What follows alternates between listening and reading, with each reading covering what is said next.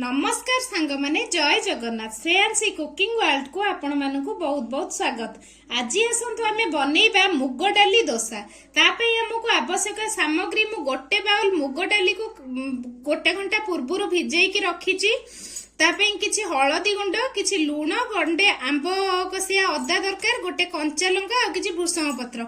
एबे सांग माने आमे प्रथमे मुग डाली को भलो भाबरे चिकन करी ग्राइंड करी रखिबा।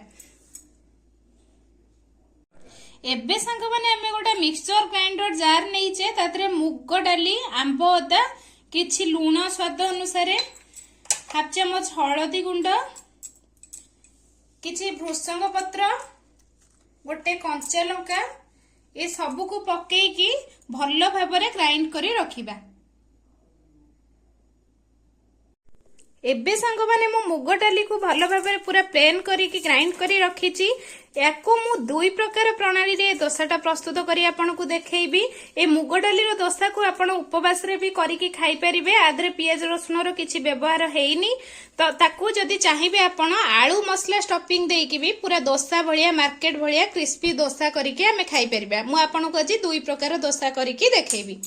आसंतु सांग माने एबे हमें प्रस्तुत प्रणाली को जिबा।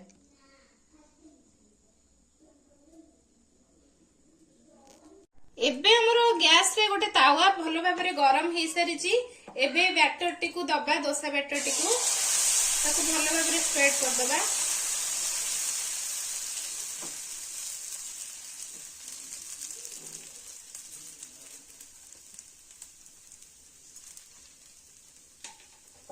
ताकु गोटे मिनिट भलो भाबरे हबा पई छाडी दबा। गोटे साइड क्रिस्पी हबा जाय छाडी दबा। देखंतु सांग माने एबे मु गोटे मिनिट छाडी देइतिली हमर पूरा सुपर क्रिस्पी हे जायछि। एपट तळ साइड टा पूरा क्रिस्पी हे जायछि। एबे ताकू धीरे धीरे उल्टै दबा।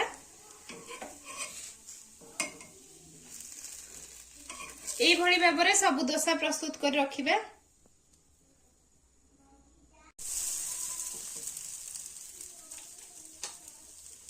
एई भଳି भाबरे हम सब डोसा गुडी को प्रस्तुत करि दबा। एबे असंतु सांग माने आमे स्टफिंग वाला डोसा गोटे बनेइबा।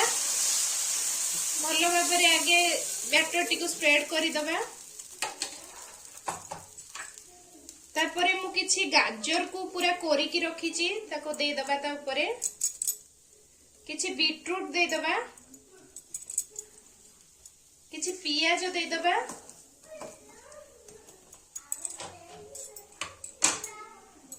आलू रो स्टफिंग मु बनेकी रखीतिली। आलू रो स्टफिंग किछि दे दबा।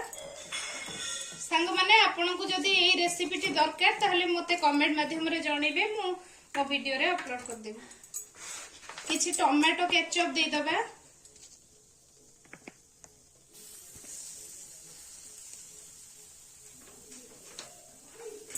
टिके तेलो दे दबा। अल्प टिके सोरिष तेलो।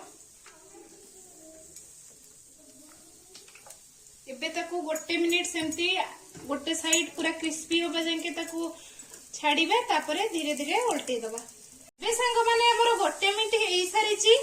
एबे धीरे धीरे डोसाटी को उल्टै दबा। गोटे साइड एमती उल्टै दबा। ए डोसाटी जमा उल्टै बारे केबे भी माने असुविधा हबनी। धीरे से पूरा उल्टी जिवो। देखंतु सांग माने हमर सुपर टेस्टी मसला डोसा भी मुग डाली रे प्रस्तुत हो जाइछि। एटा खाइबे पे बहुत टेस्टी लागिवो। गोटे थरो निश्चिंत बनांतु। एबे सांग माने हमर मुग डाली रो डोसा पूरा प्रस्तुत हो जाइछि। ए डोसाटी आपण माने प्लेन ने करी टोमेटो केचप सहित सर्व करि परिबे बा मसला डोसा को हमें आपण माने सेमिति भी खाई परिबे। बहुत टेस्ट लागि थाए। आ एटा पूरा नरम ही रहइबो।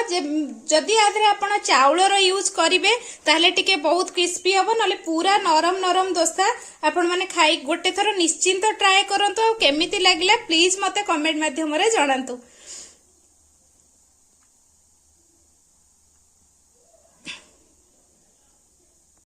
ए डोसाटी को आपण प्लेन ଦୋସା ବନେଇକି ଟମାଟୋ କେଚପ ସହିତ ବା ସେଜୱାନ ସସ୍ ସହିତ ଖାଇପାରିବେ ବା ମସଲା ପୁରା ଷ୍ଟଫିଂ ଦେଇକି କିଛି ବି ଷ୍ଟଫିଂ ଦେଇକି ତାକୁ ସେମିତି ଖାଇପାରିବେ। ଏଇଟା ଖାଇବା ପାଇଁ ବହୁତ ଟେଷ୍ଟ ଲାଗିଥାଏ। आशा करुचे भिडियोटी सांग माने बहुत भल लगिथिबा आपण मानकु। जदि भल लगिथाय प्लीज लाइक शेयर और सब्सक्राइब करने को केबे हेले भूलिबेनी। रहिली जय जगन्नाथ। पुणी देखा हबो आउ गोटे नुआ रेसिपी सहित।